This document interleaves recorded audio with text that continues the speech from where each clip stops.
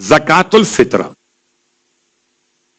ویسے تو یہ مسئلہ بہت بار آپ کی خدمت میں بیان ہو چکا، مگر 2-3 جملے اس حوالے سے، اس کی اہمیت پر صرف 2 جملے آپ کی خدمت میں.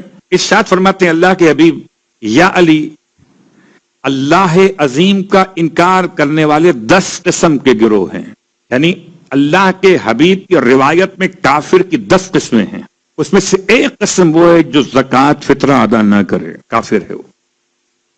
پھر آپ فرماتے ہیں یا علی، 8 قسم کے گروہ ایسے ہیں جن کی نماز قبول نہیں ہوتی. ان 8 قسموں میں سے ایک قسم ان کی ہے جو زکات فطرہ کو ادا نہیں کرتے. تیسرا جملہ ارشاد فرمایا معصوم نے کہ لوگوں کے پاس اموال تو نہیں ہوتے، تو پروردگار نے زکات واجب کی ہے زکات فطرہ کے عنوان میں. سب کے پاس اموال تو نہیں ہوتے، جاب کرنے والے، مزدوری کرنے والے، محنت کرنے والے، چھوٹا سا کاروبار کرنے والے، ان کے پاس نصاب کے لحاظ سے مالی زکات نہیں ہے کہ زکات کو ادا کریں نصاب کے اعتبار سے. تو پھر یہ زکات کون سی ہے؟ زکات الفطرہ. ماہ رمضان کے اور روزوں کو تمام کرنا ہے، کامل کرنا ہے.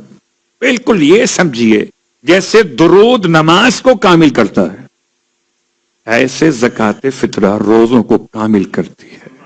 زکات فطرہ اس کا وقت کیا ہے اور مقدار کیا ہے؟ اس کا وقت ہے رؤیت ہلال ماہ شوال المکرم.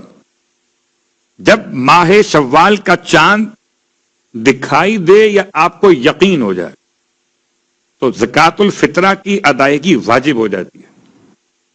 لیکن اس سے پہلے ماہ مبارک رمضان میں آغا سیستانی کے مقلدین کے لیے اجازت ہے کہ وہ فطرہ ماہ رمضان میں بھی اگر چاہیں تو ادا کر سکتے، گرچہ ابھی واجب نہیں ہوا مگر ادا کر سکتے. واجب کب ہوگا؟ چاند رات کو. زکات فطرہ کی مقدار کیا ہے؟ اس کی مقدار ہے کہ جو آپ کے علاقے میں غذا استعمال کی جاتی ہو، جیسے چاول، آٹا یا اس جیسی اور کوئی غذا، اس کے 3 کلو کی مقدار میں خود وہ جنس، اور اگر جنس نہ نکال رہے ہوں تو جنس کی قیمت، یہ ایک انسان کے فطرے کی مقدار بیان کی گئی. اور اب آخری مسئلہ اس حوالے سے جو اب سوال کا جواب کہ گھر کے جتنے افراد ہیں، حتیٰ کہ اگر گھر میں کام کرنے والا یا کام کرنے والی اس گھر میں رہنے والوں میں شمار کیے جاتے ہوں، یعنی کہ وہ اس رات میں کھانا کھانے والوں میں شامل اور سرونٹ کوارٹر میں ہی صحیح رہنے والوں میں شامل، تو ان کا زکات فطرہ بھی پیٹ کی ذمہ داری ہے کہ جیسے اپنوں کا ادا کرتا ہے ایسے ان کا بھی ادا کرے، چاہے وہ کام کرنے والے ملازمین سنی ہوں کہ شیعہ، مسلمان ہوں کہ اہل کتاب یا کافر ہوں. لیکن اگر آپ کے گھر میں وہ گھر کے رہنے والوں کے ایک فرد کے طور پر رات کا کھانا کھانے والوں میں شامل ہو رہے تو ان کا زکات فطرہ آپ کی ذمہ داری. اور مسائل تو بہت سارے مگر وقت بہت کم ہے.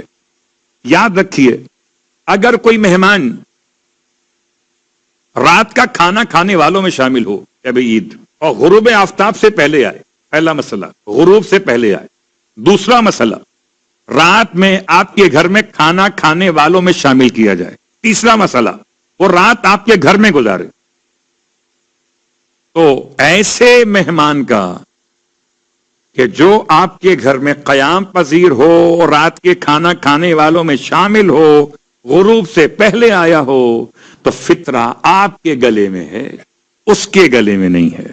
لیکن اگر غروب کے بعد آیا ہے اور 2 شرطیں پوری ہیں، ٹریفک نے آپ کا بھلا کر دیا. ویسے تو ٹریفک جیم کو آپ برا کہتے تھے، آج تو اچھا کہیں گے کہ چلو ایک تو آسانی ہوئی، مہمان لیٹ ہو گیا. اب غروب کے بعد آیا لیکن رات میں وہ آپ کے گھر رہے گا، ہے تو آپ کا سالہ، مثال دے رہا ہوں گھبرائیے نہیں، آپ کے گھر میں رہے گا تو کہ آپ کی اہلیہ کا محرم ہے، رات میں قیام بھی کرے گا اور کھانا بھی کھائے گا. اور اپنی مرضی کھانا کھائے گا تو آپ پر اب فطرہ زکات فطرہ جو ہے وہ آغا سیستانی کے مقلدین کے لحاظ سے احتیاط واجب میں آ گیا، فتوے سے نکل گیا۔ اگر غروب سے پہلے آتا تو فتویٰ تھا، دینا ہی دینا ہے، غروب کے بعد آیا تو اب یہ احتیاط واجب ہے، رجوع کریں والعالم کی طرف، اور وہاں سے کوئی رخصت مل جائے تو شاید 20-30 درہم بچ جائیں گے، ورنہ انا للہ ہو جائیں گے۔ ٹھیک، لیکن اب ایک مسئلہ آیا۔ مسئلہ کیا آیا کہ مولانا اگر کوئی کسی کو شب عید افطار پہ گھر بلائے تو کیا افطار پہ جس کو بلایا جائے اس کا فطرہ واجب؟ جواب جی نہیں۔ جس کو شب عید افطار پہ بلایا جاتا ہے اس کا فطرہ صاحب خانہ پر واجب نہیں ہے، فطرہ اس مہمان کا واجب ہوتا ہے، چاہے روزہ رکھا ہو نہ رکھا ہو، افطار کرنے والوں میں شامل ہو کہ نہ ہو، لیکن اگر غروب سے پہلے آ گیا اور رات تو وہیں جم گیا کہ کھانا بھی کھاؤں گا اور سوؤں گا بھی یہیں، اس کا فطرہ صاحب خانہ پہ واجب ہے، اس سے آپ پہ درود مستحب ہے۔